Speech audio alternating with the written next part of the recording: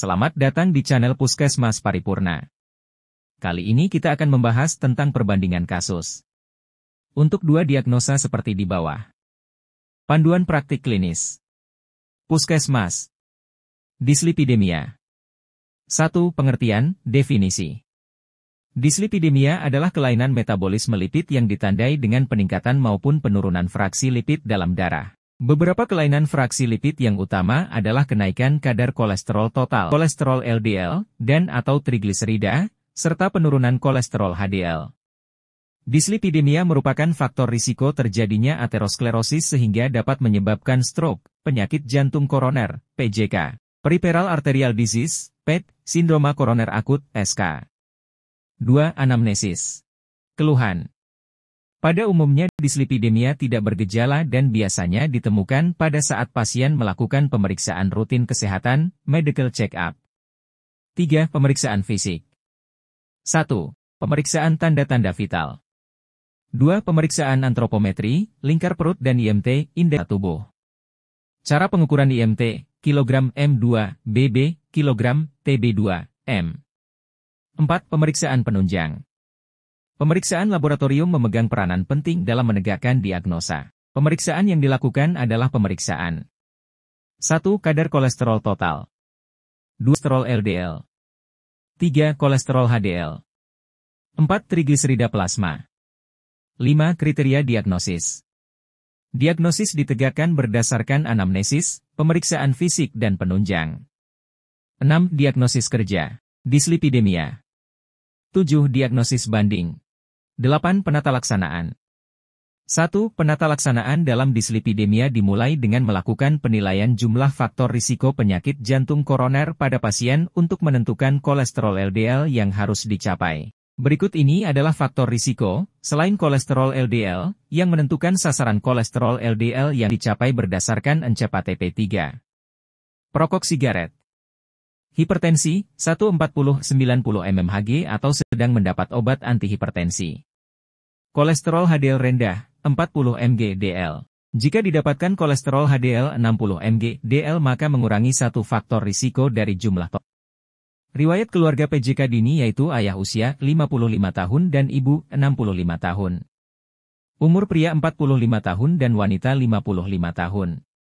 2. Setelah menemukan banyaknya faktor risiko pada seorang pasien, maka pasien dibagi ke dalam 3 kelompok risiko penyakit arteri koroner risiko tinggi, risiko sedang dan risiko tinggi. Hal ini digambarkan pada tabel berikut ini. Kategori risiko. Sasaran kolesterol LDL, mg/dl. 1. Risiko tinggi. A. Mempunyai riwayat PJK dan B. Mereka yang mempunyai risiko yang disamping dengan PJK. Diabetes mellitus.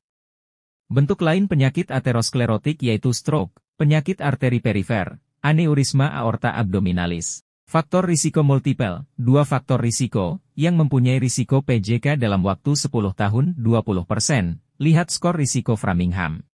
2 risiko multiple, 2 faktor risiko, dengan risiko PJK dalam kurun waktu 10 tahun 20%. 3. Risiko rendah. 0,1 faktor risiko, dengan risiko PJK dalam kurun waktu 10 tahun 10%. 100. 130. 106.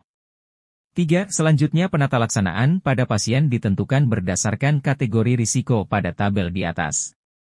4. Terapi non-farmakologis. A. Terapi nutrisi medis. Pasien dengan kadar kolesterol LDL tinggi dianjurkan untuk mengurangi asupan lemak total dan lemak jenuh, dan meningkatkan asupan tak jenuh rantai tunggal dan ganda. Pada pasien dengan trigliserida tinggi perlu dikurangi asupan karbohidrat, alkohol, dan lemak. B. Aktivitas fisik. Pasien dianjurkan untuk meningkatkan aktivitas fisik sesuai kondisi dan kemampuannya. 5. Tata laksana farmakologis. Terapi farmakologis dan setelah 6 minggu terapi non-farmakologis. 9. Edukasi. 1. Perlu adanya motivasi dari pasien dan keluarga untuk mengatur diet pasien dan aktivitas fisik yang sangat membantu keberhasilan terapi. 2. Pasien harus kontrol teratur untuk pemeriksaan kolesterol lengkap untuk melihat target terapi maintenance jika target sudah tercapai. 10. Kriteria rujukan. 1. Terdapat penyakit komorbid yang harus ditangani oleh spesialis. 2. Terdapat salah satu dari faktor risiko PJK. 11. Prognosis. Dengan penata laksanaan yang tepat maka dapat dicegah terjadinya komplik akibat dislipidemia. 12. Referensi. Keputusan Menteri Kesehatan Republik Indonesia Nomor HK-02-02 Menkes 514/2015 tentang panduan praktik klinis bagi dokter di fasilitas pelayanan kesehatan tingkat pertama. Panduan praktik klinis. Puskesmas. Diabetes mellitus tipe 2.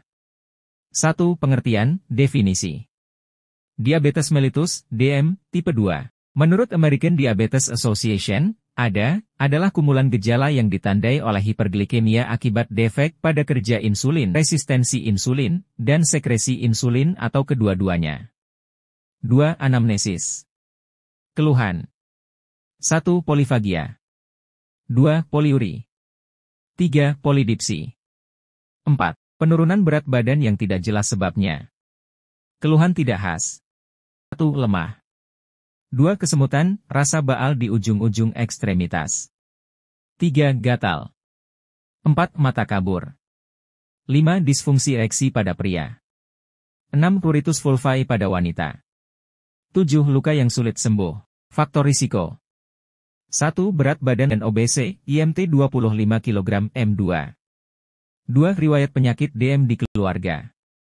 3. Mengalami hipertensi, TD 140/90 mmHg atau sedang dalam terapi hipertensi.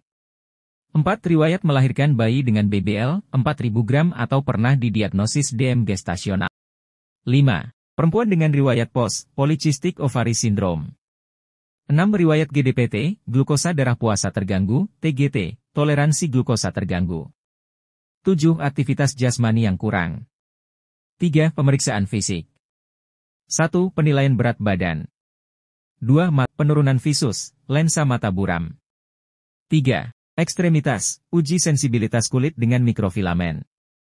4. Pemeriksaan penunjang. 1. Gula darah puasa. 2. Gula darah 2 jam postprandial. 3. Urinalisis. Pada pasien prolanis DM dilakukan pemeriksaan laboratorium. 1. HbA1c. 2. Fungsi ginjal. 5. Kriteria diagnosis. Kriteria diagnostik DM dan gangguan toleransi glukosa. 1. Gejala klasik DM, poliuria, polidipsia, polifagi, glukosa plasma sewaktu 200 mg, DL, 11,1 mol, liter. Glukosa plasma sewaktu merupakan hasil pemeriksaan sesaat pada suatu hari tanpa memperhatikan waktu makan terakhir atau 2. Gejala klasik DM, kadar glukosa plasma puasa 126 mg, DL. Puasa diartikan pasien tidak mendapat kalori tambahan sedikitnya jam atau 3.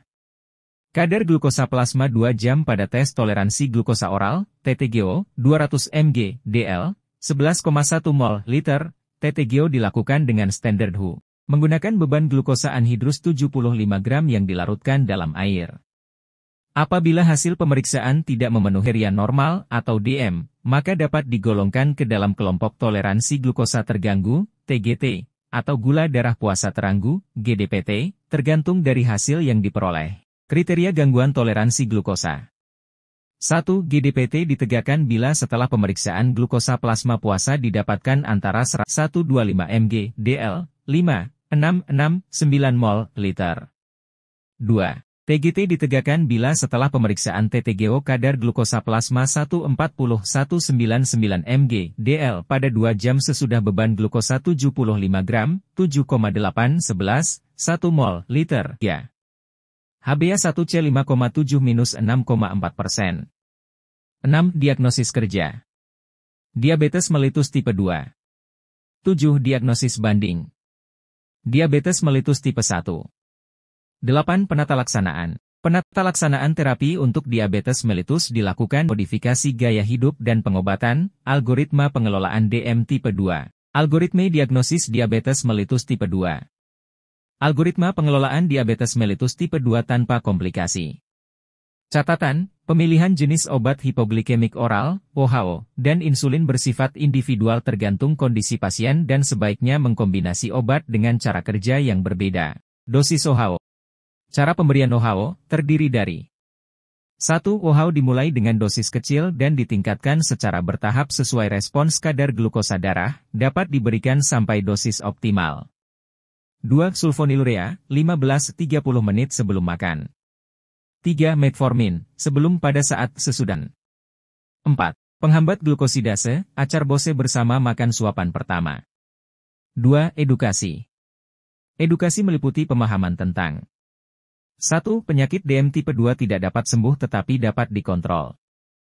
2. Gaya hidup sehat harus diterapkan pada penderita misalnya olahraga, menghindari dan menjaga pola makan.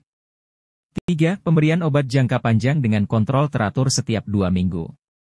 Perencanaan makan standar yang dianjurkan adalah makanan dengan komposisi 1. Karbohidrat 45-65%.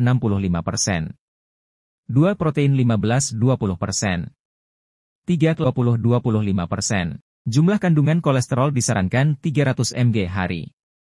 Diusahakan lemak berasal dari sumber asam lemak tidak jenuh, MUFA monounsaturated fatty acid, dan membatasi PUFA, polyunsaturated fatty acid, dan asam lemak jenuh.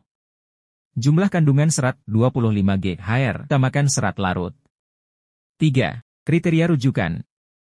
Untuk penanganan tindak lanjut pada kondisi berikut. 1. DM tipe 2 dengan komplikasi. 2. DM tipe 2 dengan kontrol gula buruk. 3. DM tipe 2 dengan infeksi berat. 4. Prognosis. Prognosnya adalah dubia. Karena penyakit ini adalah penyakit kronis. Quo ad vitam umumnya adalah dubia ad bonum, namun quo ad functionam dan sanationamnya adalah dubia ad malam. 5. Referensi. Keputusan Menteri Kesehatan Republik Indonesia Nomor HK-02-02, Menkes 514/2015 tentang panduan praktik klinis bagi dokter di fasilitas pelayanan kesehatan tingkat pertama.